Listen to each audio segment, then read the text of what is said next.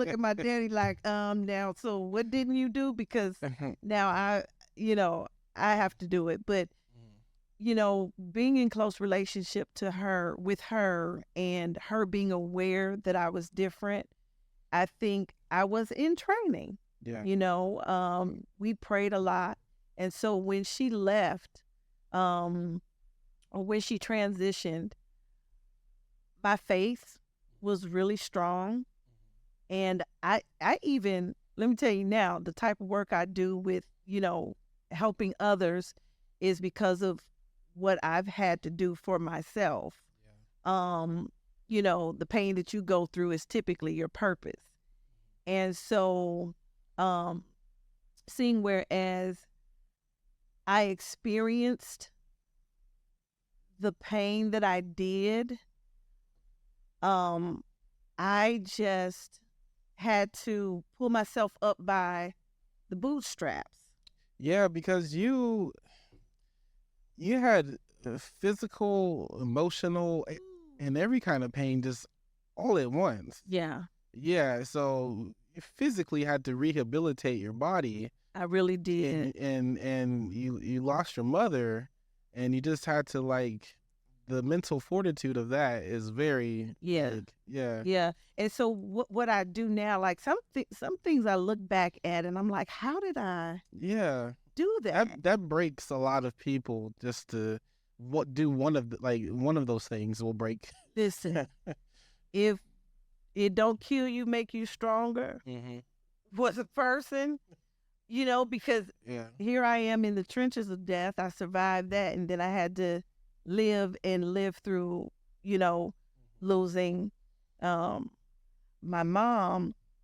But I actually, like I was saying in my work and how I help people, I actually have had times where I have to go back and honor that part of me Yeah.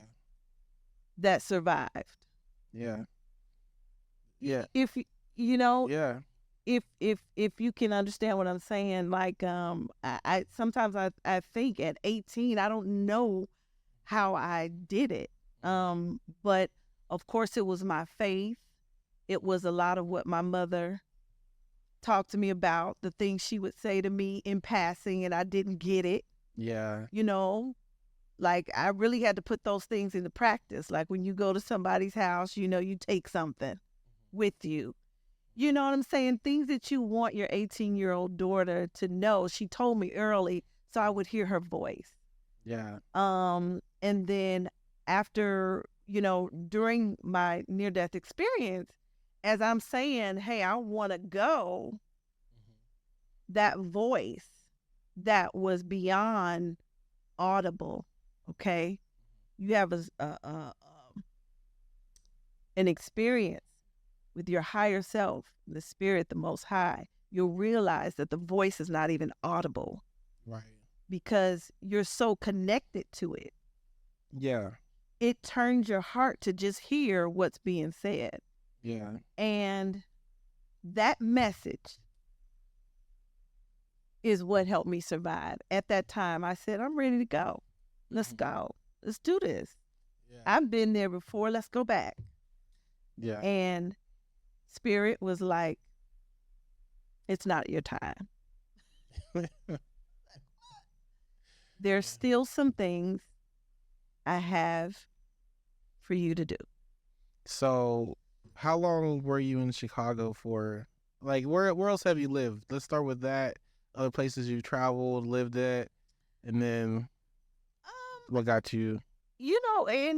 and I now I've been in Phoenix longer than I've been than I was in Chicago. Okay. And they try to call me a native, but I'd be like, no, because we cook and we barbecue and we know, everybody who knows me knows I'm proud to be from Chicago. Mm-hmm.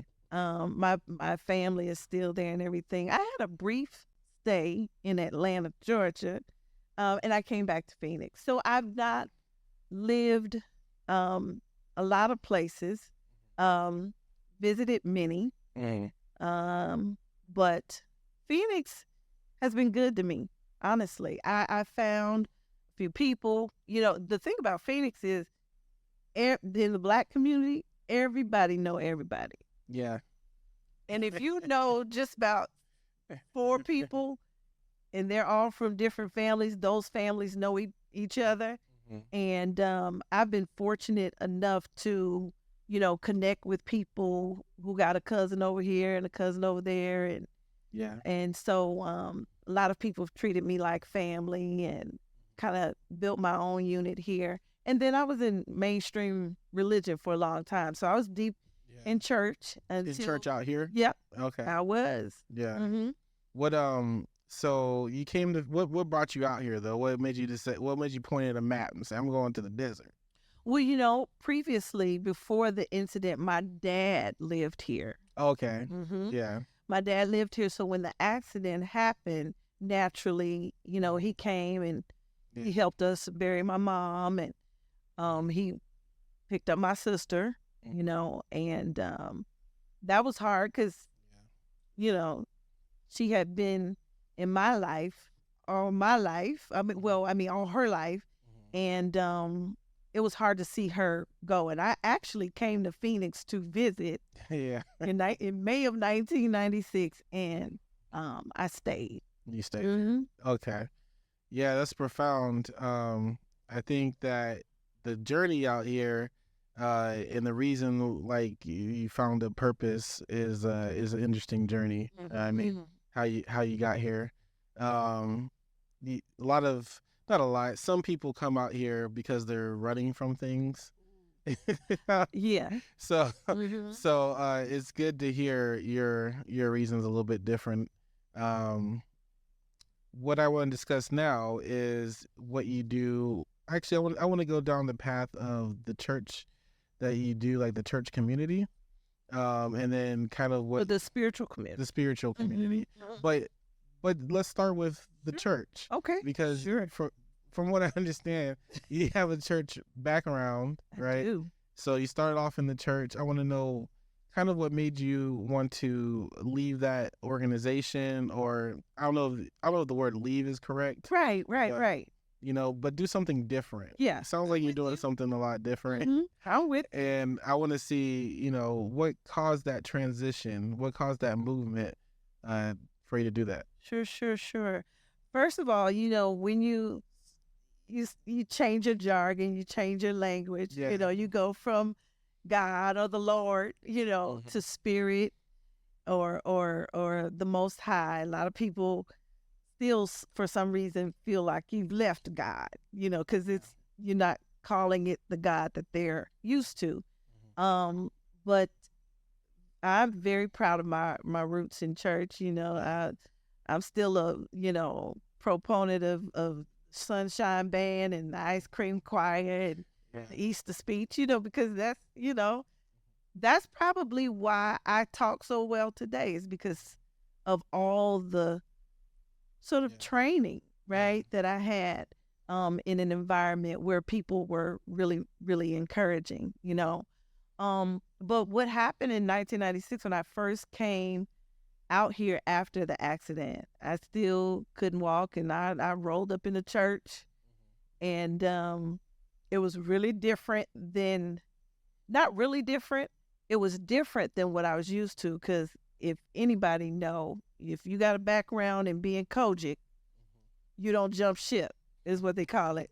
And I rolled into a Baptist church, and that's like a no-no from back in the day. Yeah. Denominations didn't commingle. Yeah.